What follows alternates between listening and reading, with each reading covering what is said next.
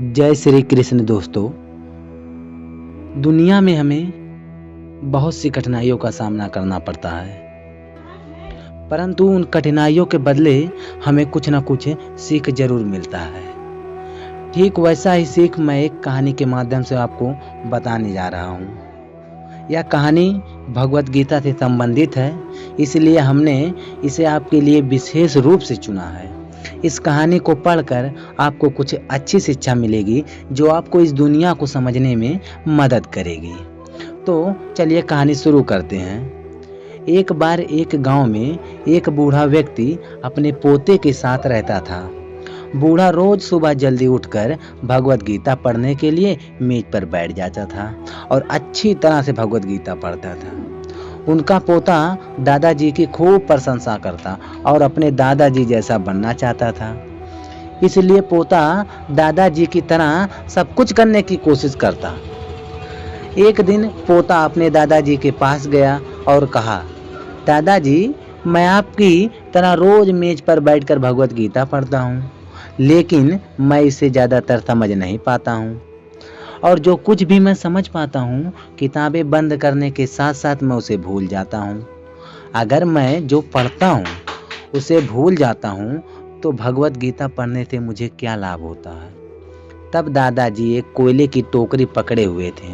वह पोते की तरफ देखा और उसे कोयले की टोकरी देते हुए कहा, नदी पर जाओ और मेरे लिए एक टोकरी पानी लेकर आओ। दादाजी ने जैसे कहा लड़के ने वैसा ही किया, लेकिन जैसे ही वह घर पहुंचता टोकरी का सारा पानी निकल जाता। दादाजी ने मुस्कुराते हुए कहा, वापस पानी लेने के लिए नदी में जाओ और फिर से कोशिश करो, लेकिन इस बार थोड़ा तेज दौड़ने की कोशिश करना। लड़का मान गया और इस बार नदी से पानी लेकर जल्दी घर पहुंचने के लिए तेज भागा, लेकिन इस बार भी घर आने के बाद दादाजी ने देखा तो टोकरी खाली थी।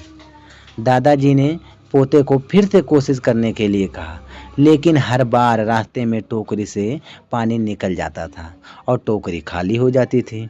लड़का थक गया और अपने दादाजी को कहा, दूर नदी से टोकरी में पानी लाना असंभव है, मैं आपके लिए पानी से भरी बाल्टी ले आ सकता हूँ। दादाजी ने उत्तर दिया, मुझे पानी की बाल्टी नहीं चाहिए, मैं चाहता हूँ तुम उस कोयले की टोकरी में से ही पानी हमारे लिए नदी से पानी लेकर आओगे और कोशिश करो। लड़का जानता था कि यह असंभव है, लेकिन उसने अपने दादाजी की बात मानी और फिर से कोशिश की। इस बार लड़का जितनी जल्दी हो सका दौड़ा, लेकिन फिर भी टोकरी खाली निकली। लड़का थक गया और उसने अपने दादाजी को कहा, ओ दादाजी, इस टोकरी से नदी में से पानी लाना हमारे लिए असंभव है।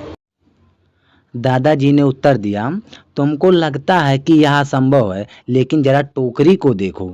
लड़के ने टोकरी की ओर ध्यान से देखा कि टोकरी बहुत साफ सुथरी थी।